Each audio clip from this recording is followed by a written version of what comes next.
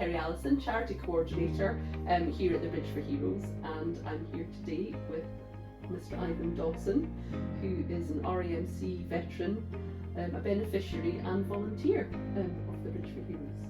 So, Ivan, hello. Hello, how are you? I am very well. And yourself? Not great, Not great today. to be honest. I've got arthritis, which originally was just in this leg, now it's taken over, it's a bloody nuisance. But I'm still doing my little bit of volunteering. Yeah, we still see you and you still come in and we still, see me, yeah, and appreciate it. It's sitting down, I can cope with that just about. Fab.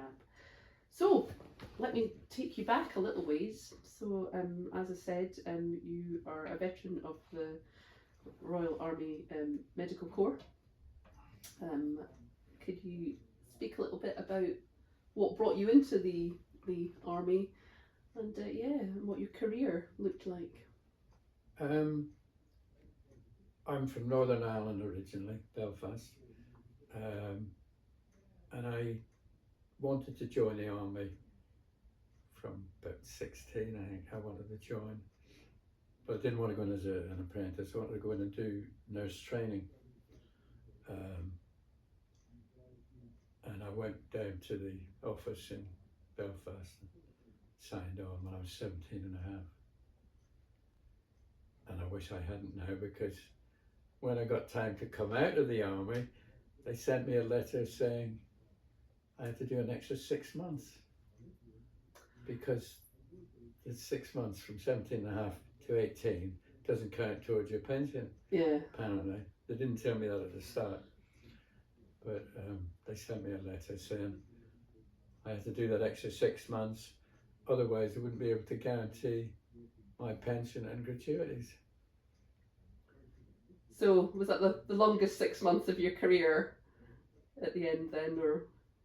It was a bit, dragged a bit, yeah, but I put in for as many different courses as I could possibly put in for. Got some of them, didn't get others. Yeah.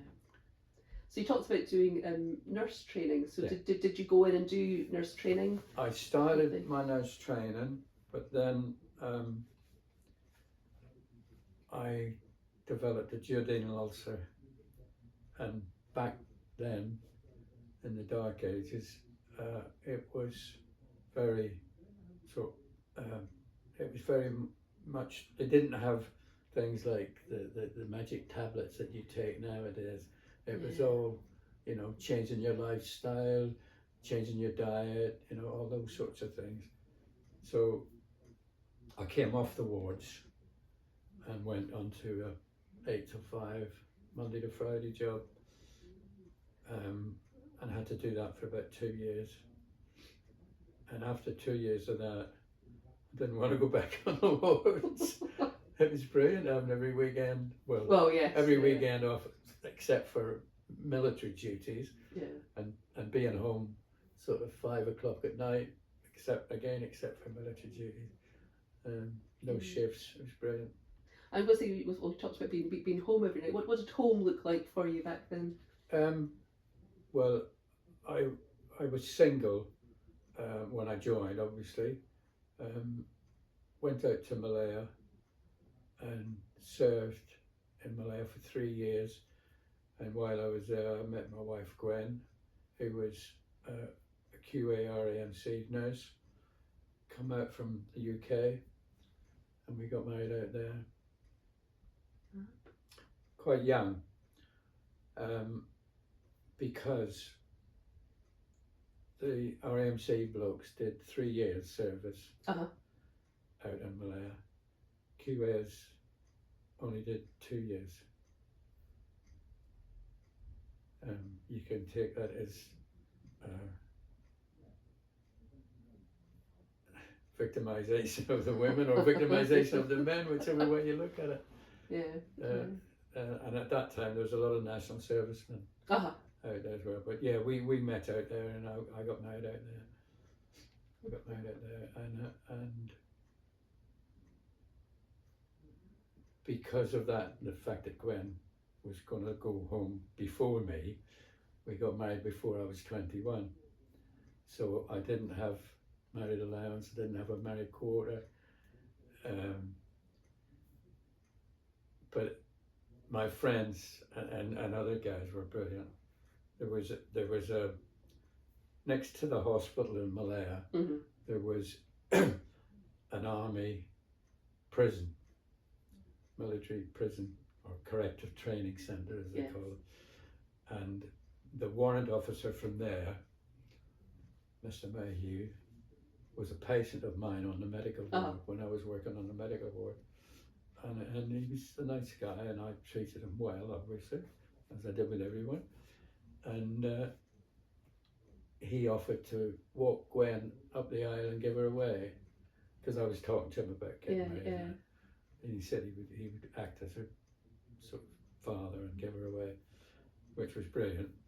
And he also asked us to move into his house for 2 weeks, because they were going away on holidays. And they had a couple of little dogs. I think they might have had a budgie or something as well. So they wanted somebody to look after the house and the pets. And it was brilliant, because it gave us 2 weeks straight after the honeymoon. So yeah, we went up to Penang for honeymoon, came back and moved into his quarter for a couple of weeks. And then one of my friends, who was a married man but had no children, he had a lovely three-bedroom house, and he offered me one of the bedrooms, to come in and stay there for it. And we did that for a little while, and then we got a private place for about a month before I turned 21 and got all the benefits. Oh, so your entitlements kicked in then, and But back then, of course, Gwen had to leave the forces. The married women couldn't stay in the forces at that time, so she came out. So I was only wage earner. And was that a big decision for Gwen in terms of her QA career? To sort of give no, that I up, think she'd had enough. Of the army, not nursing, but Did she stay in nursing? She stayed at home when the children were small, and then got various jobs, short term.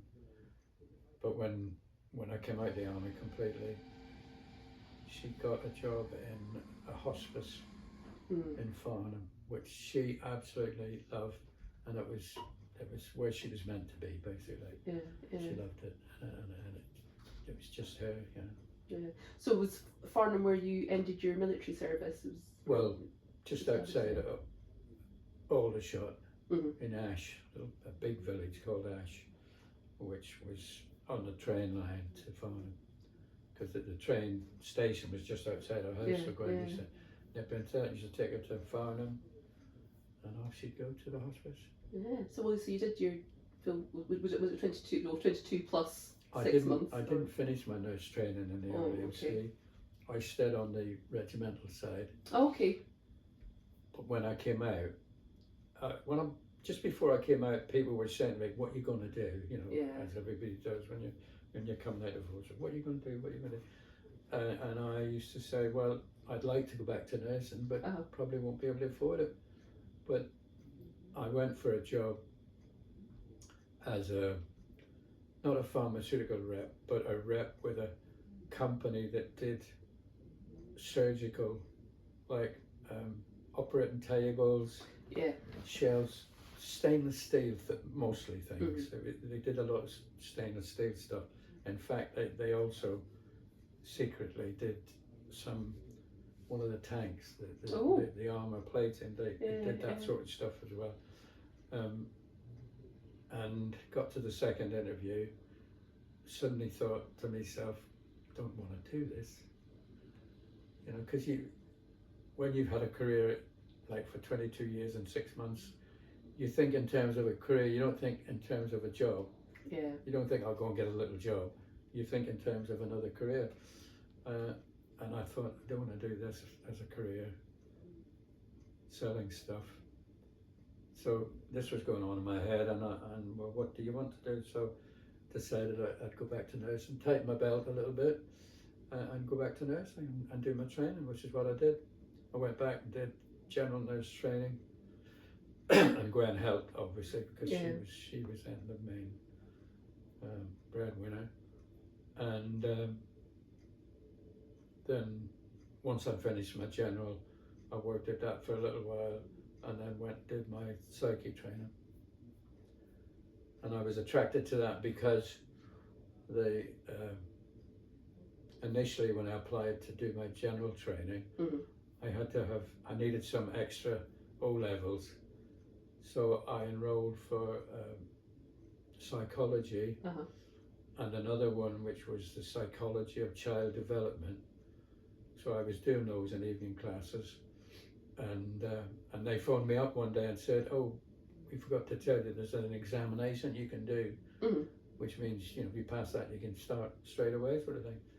So I went and did the examination, and it was fairly basic, so I passed that. Didn't get the job as a sales rep. Some whiz kid got that straight from university, but they rang me up the week before I was due to start my nurse training and said whiz kid had let them down, could I come and do the job? And of course I had to go through it all again and think what do I want to do. Anyway, I decided to do the nurse training, and they said if you do your nurse training by all means, but if you're still interested when you've done that, give us a ring. But I never did. Did your nursing take you then? Well, I went to Frimley Park Hospital, which is now it's not a military hospital, but there is a military setup there. Yeah. They do some training of QARNC. Because I don't think the male nurses are in the RMC now, are they? No, the QAs are now, QA. We have all the nurses, and for the army we have our healthcare assistants as well. Yeah, I find it so strange seeing blokes wearing QA uniforms. It's really weird. Not the skirts, obviously, but cap badge. well, even now that's all gone. It's the clinical dresses, your navy slacks and a white tunic. So yeah, that's the idea that those images that people have of the nurses, especially with the QAs with their sort of the capes and their hats. Unfortunately, people don't have that anymore. When I finished my general training, I worked at that for a little while, but doing the psychology and psychology of child development, had got me quite interested in all of that. So I then decided to go and do my psyche training, and went to West Park in Epsom and did my RMN there, which I enjoyed. Well, I didn't enjoy the training there because it was totally different. Yeah. The way they treat psychiatric students is weird. It is really weird. Yeah. Yeah, I was used to sort of sitting in the classroom and writing prodigious notes. Yes. And then reading and doing essays and things in my own time, but it's very much doing a lot of work yourself when you're doing psyche training, which didn't suit my particular nature, but I got through. Yeah. And how did you feel about your sort of military career, in terms of, was it something that you managed to do a full 22 years and 6 months? 22 years and 6 months. Yeah, don't forget the 6 months. Yeah. I enjoyed it, most of it. I was keen sports. I played cricket, I played rugby, I played soccer, and lots of other sports, squash and badminton, all those things. So I enjoyed that side of it because there was always plenty of sports if you could get time off work. But my last 3 years, I think I was a frustrated civilian. Yeah. I wanted to get out, have a fresh challenge, do something different. Plus, I wasn't a square bashing soldier. I hadn't done much of that during my army career have been mostly hospitals, medical centres and things. So that was a bit not my scene, but I stuck it out, put in for as many courses as I could get.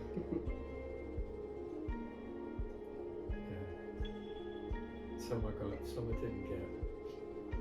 I put in for an equestrian course, and my boss,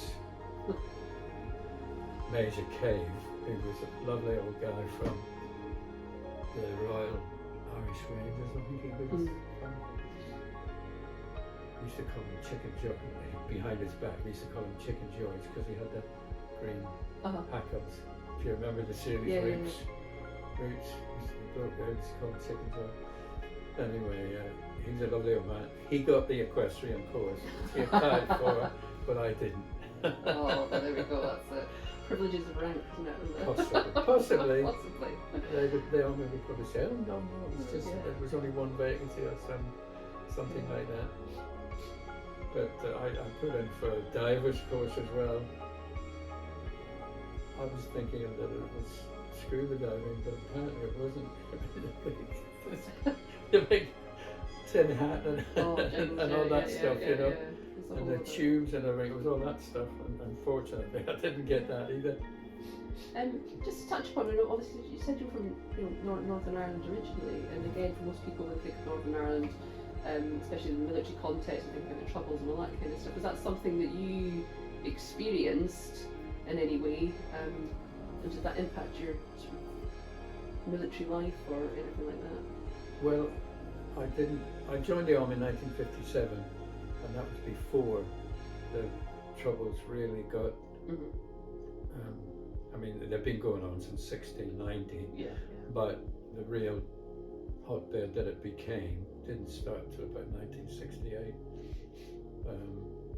But my mother was a Catholic, my father was a Protestant, which in itself was unusual for Belfast. So I did get a certain amount of mickey taken, from other kids when it suited them. You know, when if we were having an argument and I was winning, then all the kids will find anything, won't they? I think that's the thing. Just sort of. I wasn't bullied as such, but it would, every now and again it would come up. But it gave me an insight because on my mother's side, obviously, all the cousins and aunts and uncles were Catholics. So I had a very open mind about both religions. And it was important to me, the religion at that time for me personally, but also in Northern Ireland it was important, you know.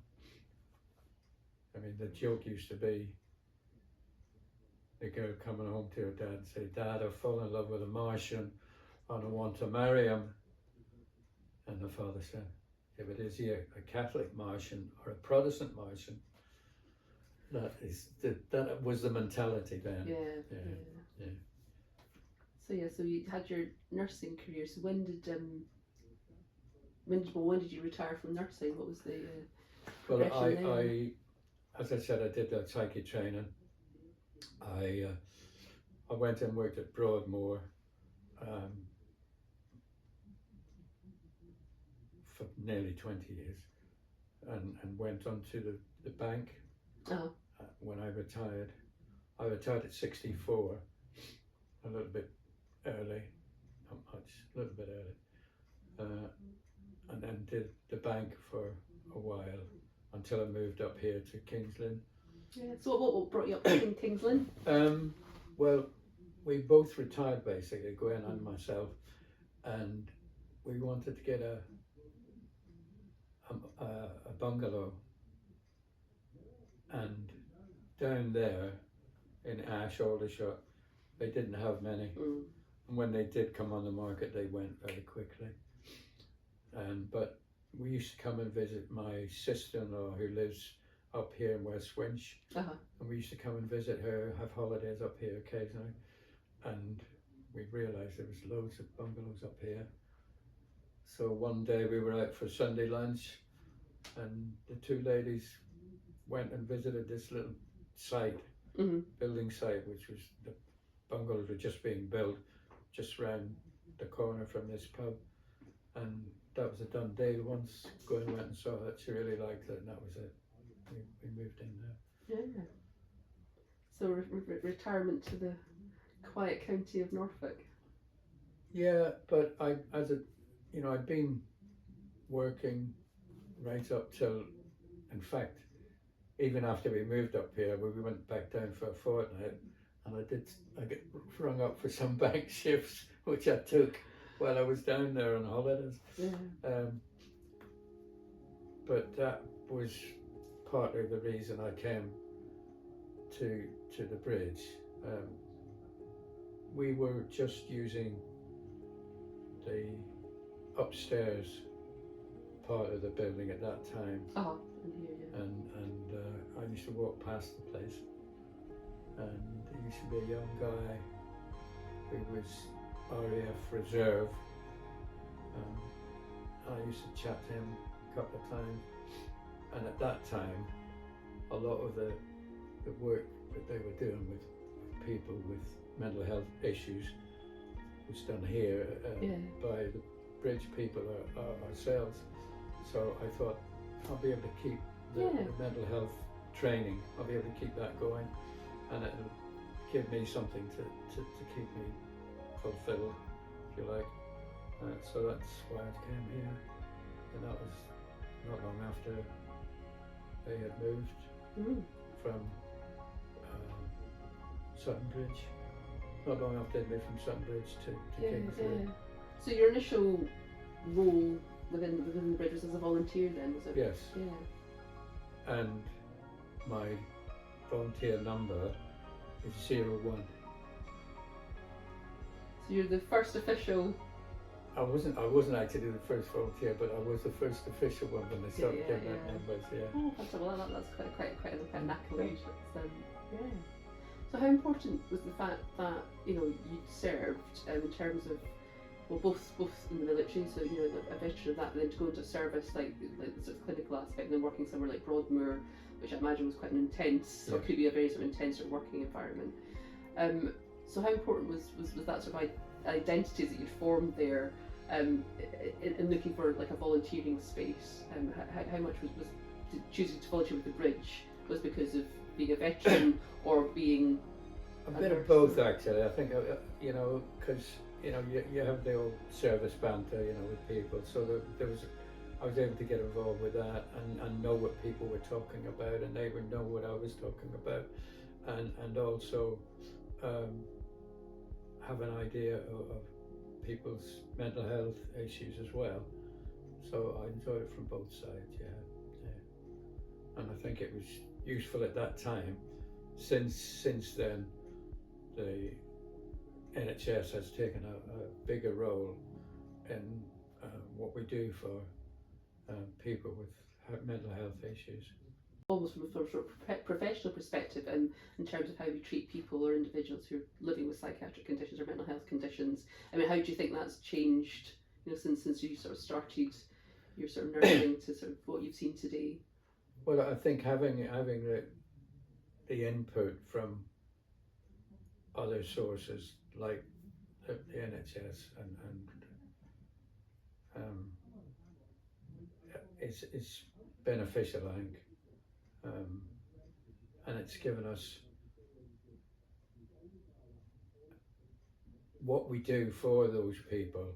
I think has put the spotlight on us in a beneficial way, I think, and in the sense that other people realise that we are doing something worthwhile. Yeah. Because I think going back sort of 15 years, I don't think the forces were as good with the aftercare as they are now. I don't know how good it is now, but I'm so much better than it was from what I can hear, what I gather. I think it's also something that can be improved upon. I think it's and I think a lot of the issues with the military is very often we're reactive as a force, aren't we, in terms of how we train or develop and things. It's not always perhaps as forward thinking or initiative led. It's always about dealing with problems sort of they arise, and it's having to sort of adapt and change. So yes, so volunteer. So again, so do some bit of mental health support and things. And one of the things I've certainly known you for in terms of the support you've given is your sort of fundraising. Yeah. You know, and you know that aspect of things. So you tell us a little bit about your fundraising activities with the Bridge. I love fundraising. It gives me a chance to talk to people, and I've been fortunate enough to come across quite a few ex-service people who I could see were actually looking at the entrance to the bridge and sort of hesitating, and I was able to talk to people and explain what we do and make it less frightening for them, and quite often I would escort them in and introduce them to one of my colleagues who'd be working in here, who would sort of get them enrolled as a beneficiary. So it was great from that point of view. Yeah, I enjoy it, still do. Yeah, well, when you're here today in your uniform, as you do, and quite often. Well, the thing about that is we used to sit outside in civvies, maybe with a beret and a Bridge for Heroes jacket or something like that, and we used to get a little bit of money. But then somebody suggested we ex-service people among us sit outside in uniform, and that boosted the money we used to get. We got so much more money. And also people would sometimes come up and say thank you for your service, which was really nice. Yeah. So yeah, it's always very touchy to be in that position, I think, or certainly my experience, you know, the first time I had somebody do that. And again, it gives you that sort of sense of being part of something bigger, and you know, the idea that, you know, your service was worthwhile. Yes. I think it's something that can be challenging in the forces sometimes, perhaps not seeing the impact you're necessarily having. You know, while you're serving, but you know, to have the idea that people back home might actually appreciate, you know, you being in uniform. And sometimes it was quite young people as well, which was nice. It wasn't always sort of older people. It was sometimes quite young people. Yeah. So what does how would you describe what the Bridge does for you now? How do you feel about the Bridge, and what does it mean to you? I still thoroughly enjoy the fundraising and chatting to people outside, but also chatting to colleagues inside here who are all, pretty much all ex-service people, and having a bit of banter with them. It's great. It's another thing that's quite nice as well. Then, for example, you brought friends in as well. We were talking about one of your friends this morning, and the fact that the people are. I mean, I feel it's quite nice that we can welcome people regardless of their military affiliations, if you like, to sort of come and experience, you know, what we do here at the Bridge.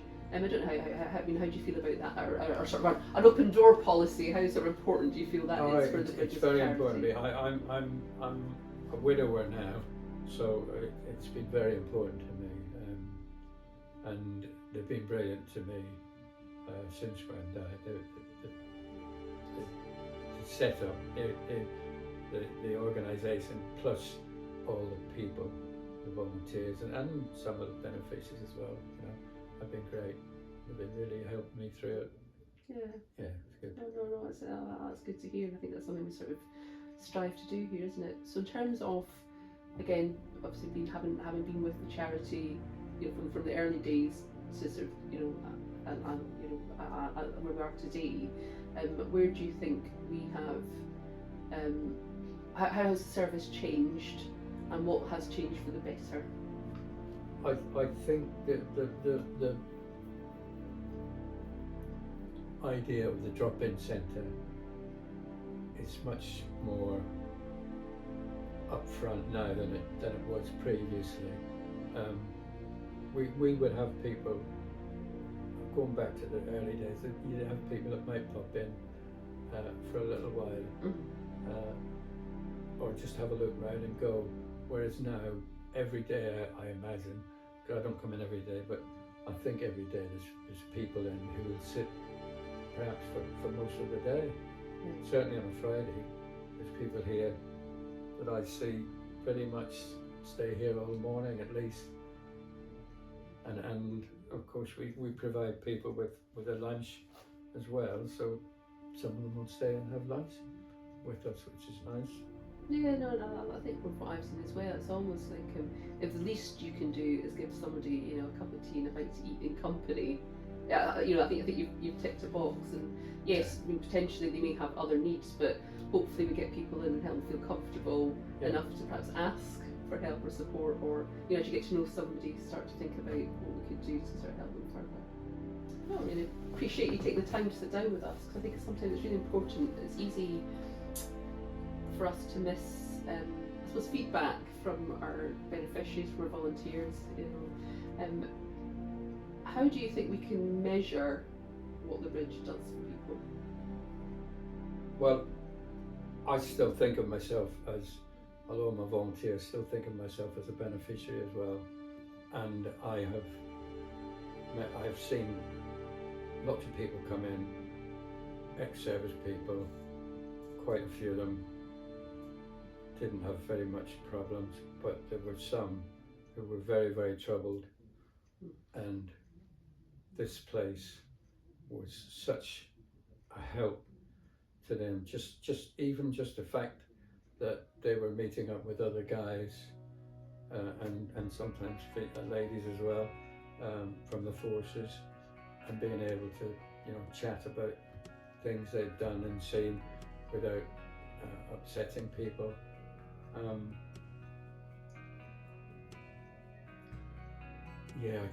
think that's still going on, and I think it will do for a long time. The people who recently have been in Afghanistan, a lot of those guys, when they come back and when they come out of forces, will probably, some of them will probably come in here. And I think we will still be able to help them. Even if, as I said, it's just as in its role as contact centre, drop-in centre. So, where would you be if you didn't have the bridge?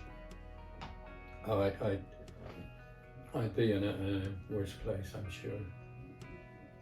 It's hard to say, who knows what would have happened if I hadn't been here, but I know it certainly helped me a lot, especially, when Gran died. I mean, that was a bad place for a while. Yeah, great help. How important is it for you to be somewhere where you can give back? Because I think that's something that a lot of people benefit from. Yeah, I think there's that still as well. Yeah, because I had all the training in the army and in the NHS, the training that I went through. So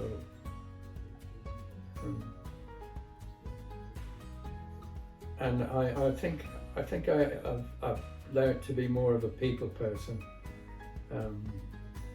through the bridge. Through sitting outside chatting to people.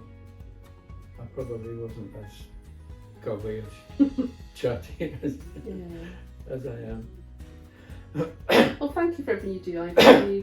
We appreciate having you with us, and I think it's lovely that you do describe yourself as a beneficiary as well as a volunteer. And I'm glad you feel that we've done something to help. Oh yes, definitely. I enjoy my Fridays.